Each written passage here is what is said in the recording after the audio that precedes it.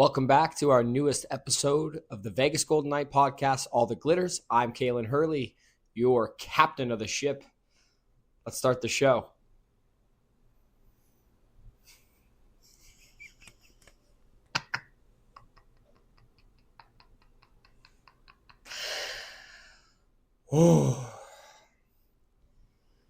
Back-to-back Stanley Cup Finals losses to the Edmonton Oilers. No, I'm kidding. I'm not going to shit on Edmonton at all tonight, actually.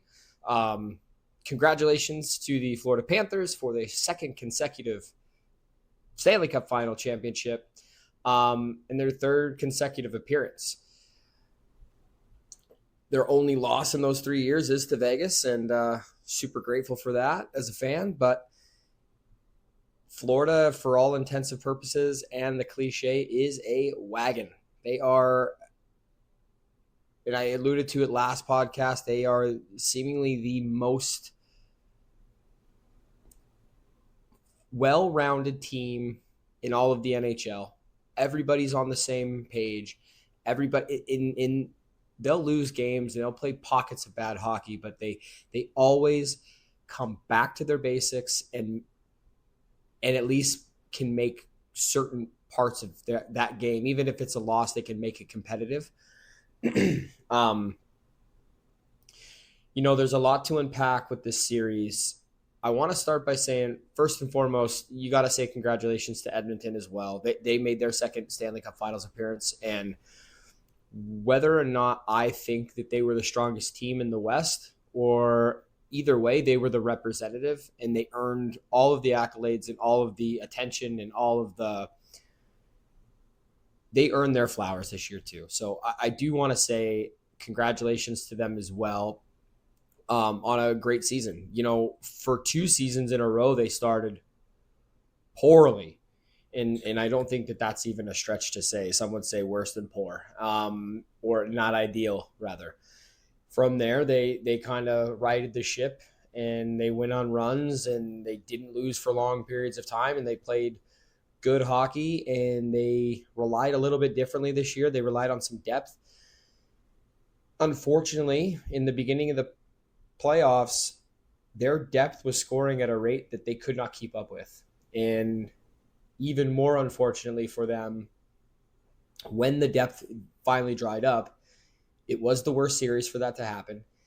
And their top-end talent, everyone knows who that is. McDavid, Draisaitl, Hyman, although he got hurt, Nugent-Hopkins, Kane.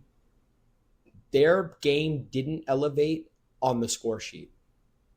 I'm not saying that they played poorly. I'm not saying that they weren't factors in the few wins that they had this series. But what I'm saying is that as Edmonton's depth finally leveled out, their cream did not rise to the top. And with all the goalie backlash and controversy that happens, tonight it was 5-1. You got no goal support until the third. So it wouldn't have mattered if it was 2-1, if it stayed that way in the second. You didn't support your goaltender.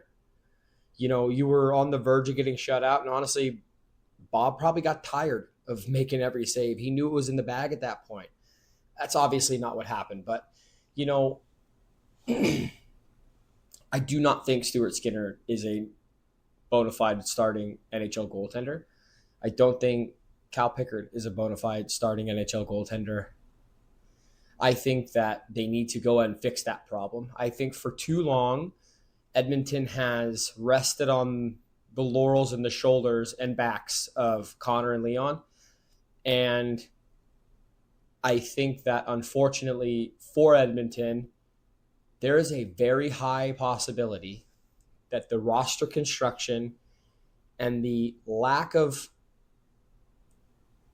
taking their real problems seriously. And by that I mean everyone's known they've had goaltending issues for more than half a decade.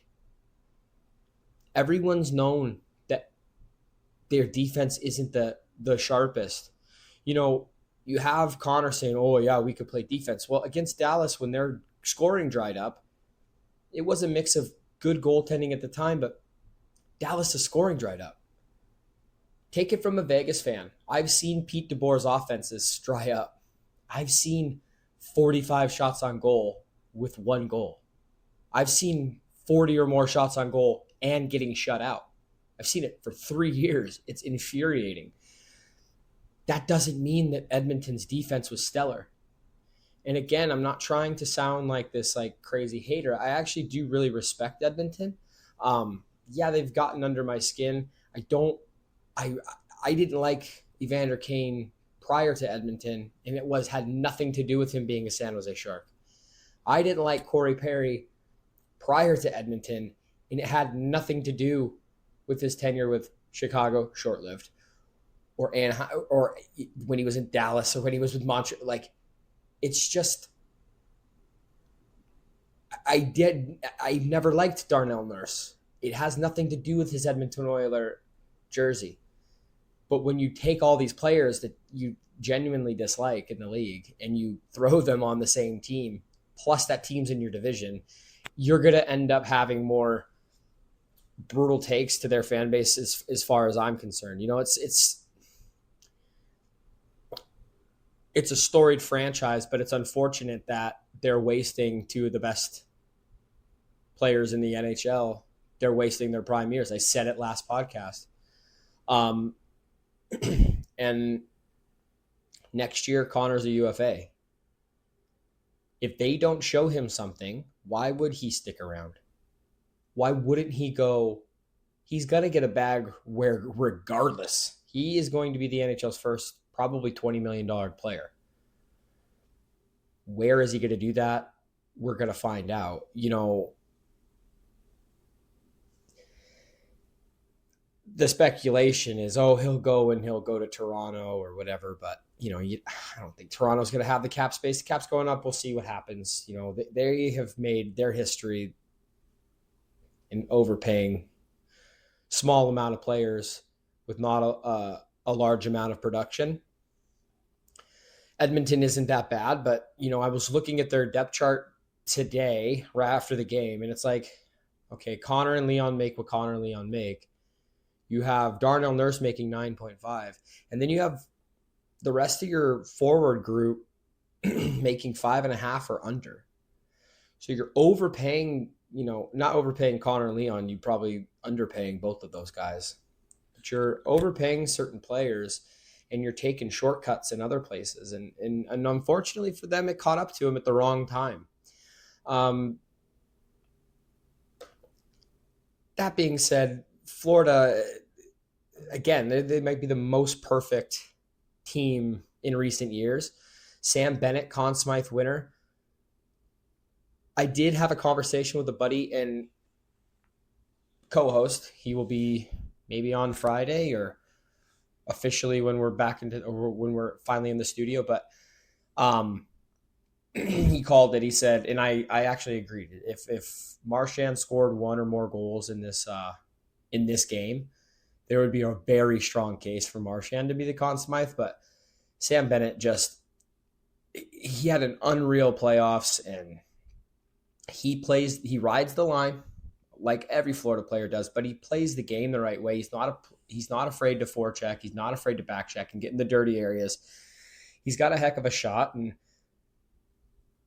you know, the extracurriculars and the fans, you know, of other teams, like, oh, he's trying to purposely hurt goalies or this, that, and the other. I don't watch the Eastern Conference as much as I watch the Western Conference, so I can't speak to that. I think that Florida as a whole plays a very controversial game when you are playing them. So I think, you know, Tampa, Toronto, Carolina, and now Edmonton probably have a certain feeling towards how they play. And when Vegas played them, it didn't seem like they had that same full buy-in from everybody. That seemed like a couple players running around, made some plays. And were they legal hits? Yes. Would you like to see maybe officials protect players maybe more? Yes. Did they do anything wrong? No.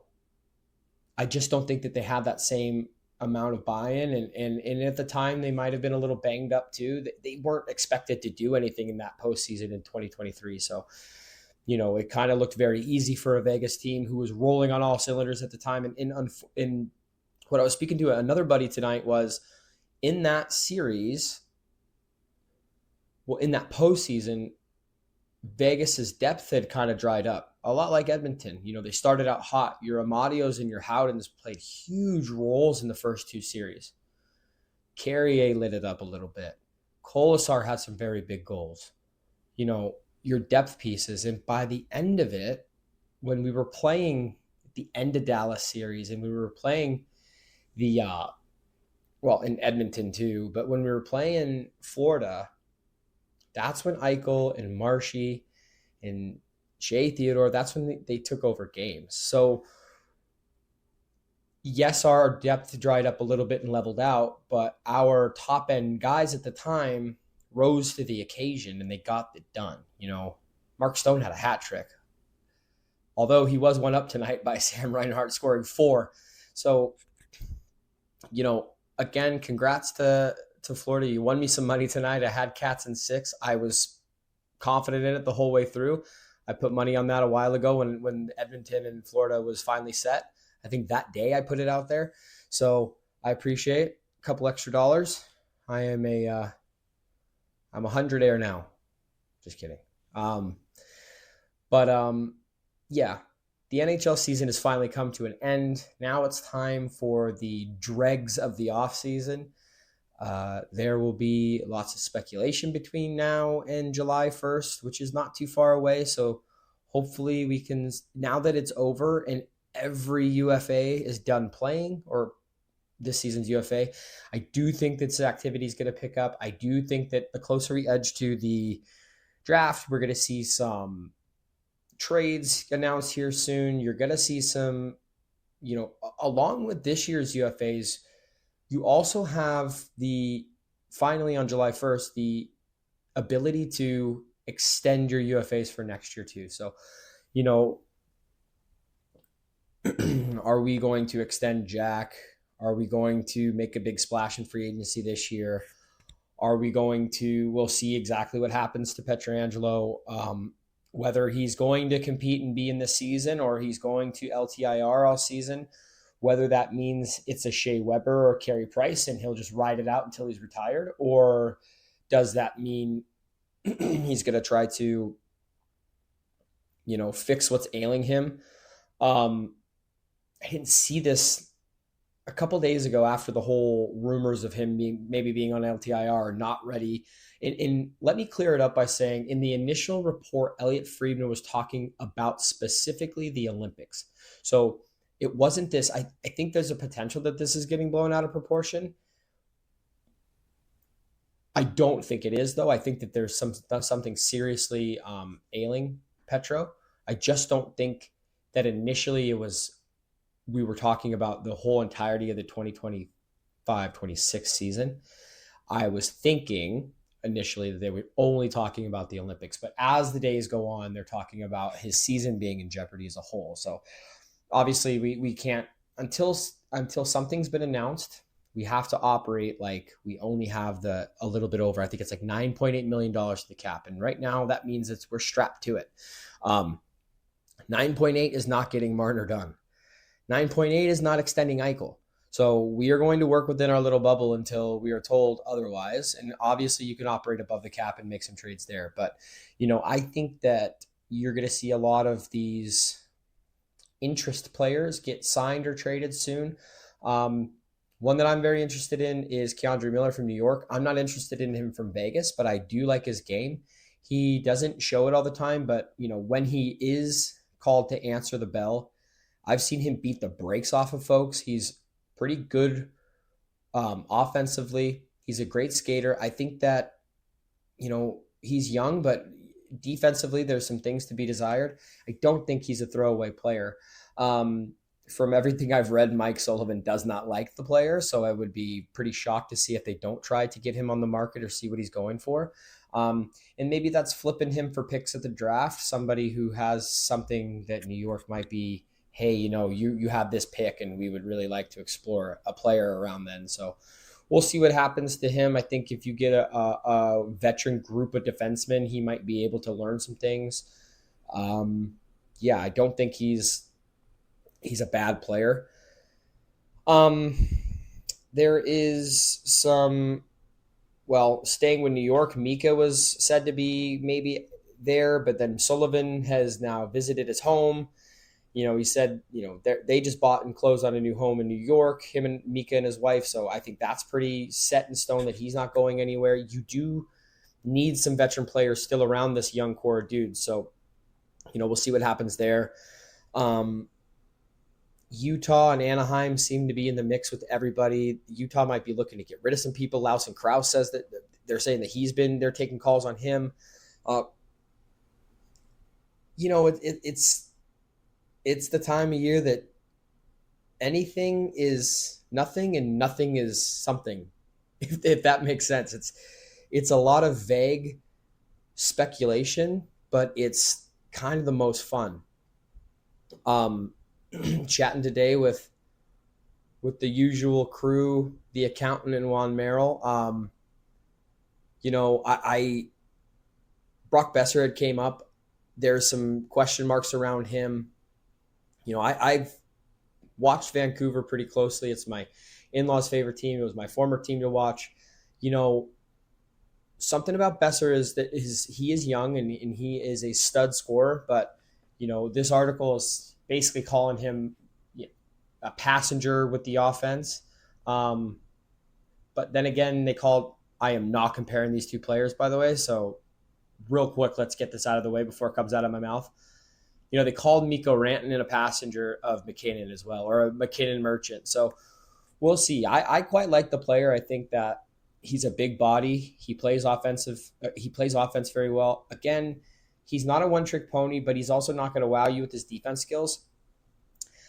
I don't think he's going to get $8 million or 8.5.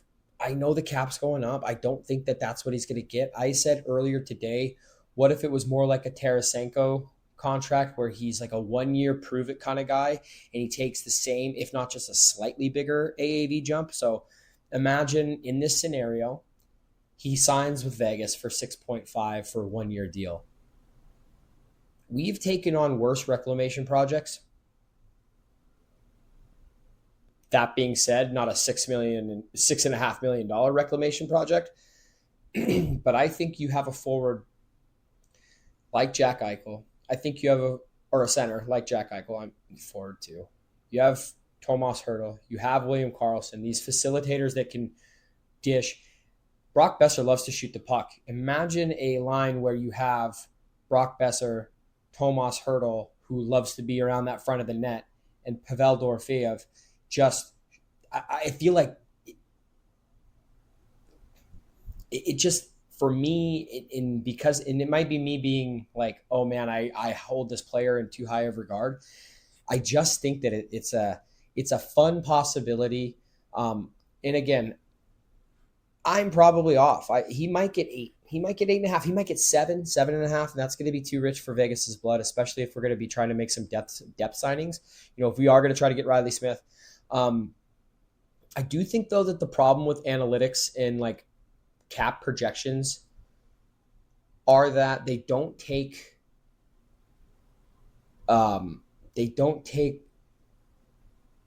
family and player positions in mind.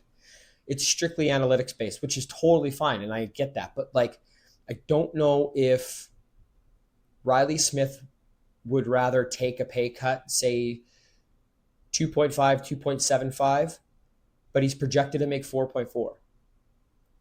Would he rather stay in Vegas for a little bit less money and know that his family loves the place, know that his wife has connections, knows that his kids are going to go to a certain school? He's been to this city before, and he knows that he's going to play with Karlsson Is he going to do that, or is he going to go to another unknown where he was at Pittsburgh and where he was like when he was with New York? Is the extra $2 million at his point in his career worth it to him? I don't know that answer. But I also know that the analytics and the cap projections don't tell that story. So, yeah, I get it. Players, I've said it before, it's a very player-driven league and they should be selfish. Take your bag. But if you've made good money throughout your career and you want stability, sometimes that is priceless. You know, I'm at a job now where I don't make the money I made at my last job, but the stability in the flexibility in my personal life and the way I'm allowed to be here for my family because I'm not married to this job I have anymore, that to me is priceless. And it's worth tougher months, and it's worth to me to be a little tighter in areas so I have that connection with my family in that time. I get that the NHL season is a different monster than my jobs that I have here, but it's like, I don't know if it tells the whole story. I don't know if Brock Besser is going to be. I also don't think that he's going to yield 8.5. The cap is going up this year, and it's projected to go up higher and higher over years past. Also, the league has been ran a certain way for a long time. I don't know if owners and GMs are just going to immediately flip the switch and just start spending money. I would be willing to bet that there's more teams that hold on to a little bit more cap space, see how the season plays out, and spend more at the deadline towards the cap, especially if they're a bubble team. I would be willing to bet that that's that more so than everyone's spending to the cap now. You're going to have your players and your teams, your Vegases, your Torontos, who else loves to be against the cap? Dallas is just unfortunately going to be there. You're going to have your teams that are there no matter what, always. But I do think that there's a conservative side of these GMs that don't want to be the first one to dive in. Vegas has never been scared of that, so they're going to dive in. Dallas doesn't seem like they're scared of that. They're diving in. They believe in the group that they have, or at least the group that they think they might have. New York is one of those teams that kind of has nothing to lose. They're going to spend money too. I just don't see Edmonton is going to have to spend money. Florida is this amoeba of a team that everyone's kind of taken this pay cut, but now they have Sam Bennett, and what's going to happen with him? And then you have Brad Marchand, who's basically telling everybody he had a post game and they asked him if he was going to stay, and without saying it, he's essentially saying they can't afford me. They're going to have to bring Bennett back. They can't afford me. I've been in, everything I've heard is that he's chasing money now. He's played the conservative Moneyball game where he's taken team-friendly deals his whole entire career. He ain't taking another team-friendly deal. That guy earned what he's about to get. He might take a longer term with teams knowing he won't be able to play that term out to take a lower AAV, but it ain't going to be his current contract. But a player like Brock Besser, and I'm going to tie that back in, is like, hey, you're young, bet on yourself, stay healthy, play for a year at 6'5", your current AAV, or even just a slight increase to 6.75 or $7 million, especially coming out of a place like Vancouver with that tax bracket and just Canada in general. Come play for a team, a no-tax state or something with a little bit lower. I guarantee you he makes more money this upcoming season than he made, even if he takes the exact same AAV. I don't think it's as simple as X cap analytics department said he's going to make this, so this is what it's at. That's probably me trying to overthink and big brain things and think that there's more of a human element than there is. And this is, at the end of the day, business always has been first. So they're going to operate like a business, and the players have to operate as their business too. So get your bag. I'm happy for you regardless. I just don't know if these projections are going to be super accurate with certain players. Yeah. Some quick Vegas news is Jonas Ronberg and Jack Eichel were named to their first 6 on their Olympic rosters. So that's really cool. Obviously, you're hoping that both stay healthy, especially I don't know if Ronberg's going to be on Vegas this upcoming season, but Jack is for sure. And I think we watched it in Four Nations like a Olympics light, where you put on that sweater and the games just become more amplified. And this was a short tournament, and then so will the Olympics too. But every game, every shift, every period just felt more and more. It just felt more and more like these games mattered much more than the regular season games. It was funny going from Four Nations to watching the regular NHL when it resumed. It was like, are we watching NHL players again, or holy? But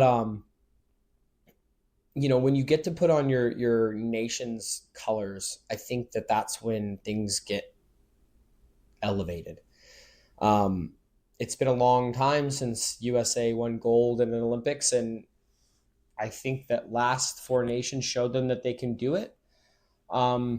I don't think that they do it the same way that they tried to do it in Four Nations. I think you need to, it was a weird time during that tournament, but you got to cut out some of that extracurriculars, and you got to play some hockey, and you have to play some smart hockey. And I hope with some of the roster decisions that they make that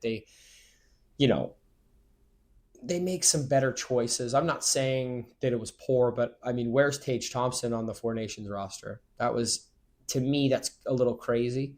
We'll see what happens with the goaltending situation. I would be hard pressed to say that Jake Ottinger won't compete very hard next year with everything that happened at the end of the season, with everything. He didn't even get a look during the Four Nations. We'll see what happens with Canada's roster. I would assume Logan Thompson would at least take Sam Montembeau's spot. Maybe he's taken Aiden Hill's spot completely. Does Jordan Binnington just get the nod completely, and then you just go and run with them? But we'll see. I think that there's going to be tweaks to both.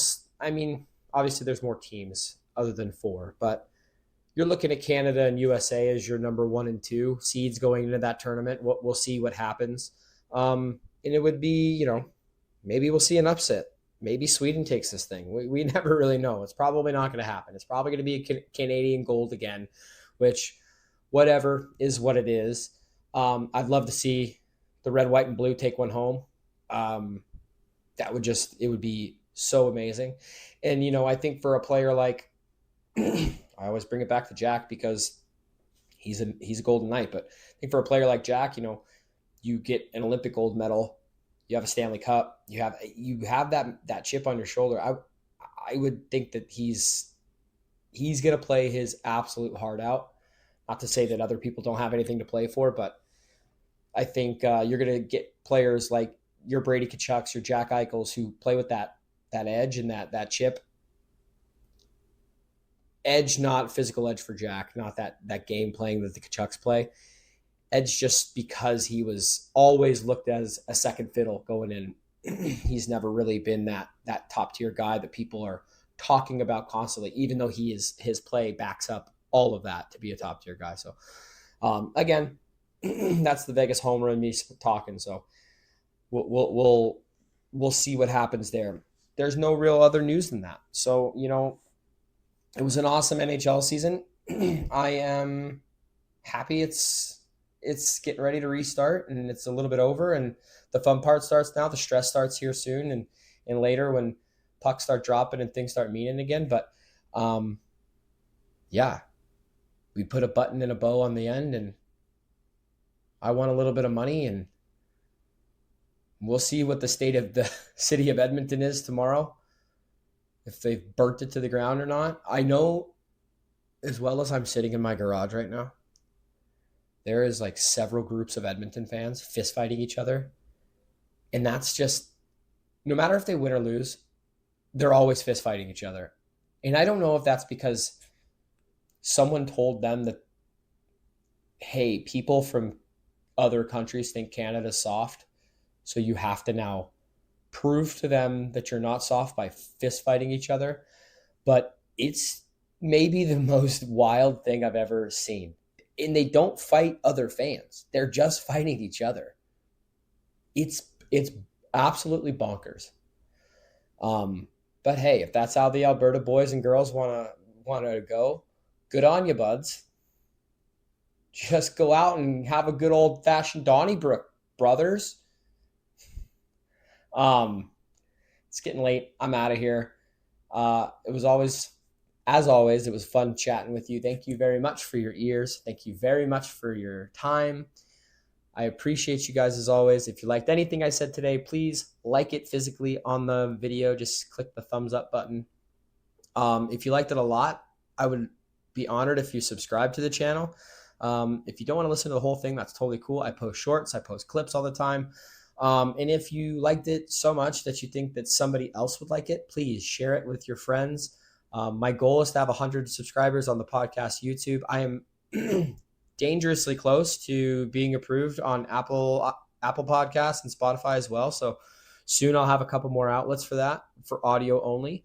But for now, it's just the YouTube. My goal is 100 subscribers by July 4th. It just made sense. July 1st is free agent day. I hope to speak to as many people by American Independence Day, but by July 1st would be cool too. So let's try for 100 subscribers by Canada Day, and if not, we'll try to. The backup will be U.S. Independence Day. That'd be sweet. But thank you again. I appreciate you. Like, comment, subscribe, do all of the things, and yeah. Besos, mi amigos, and as always, go Knights.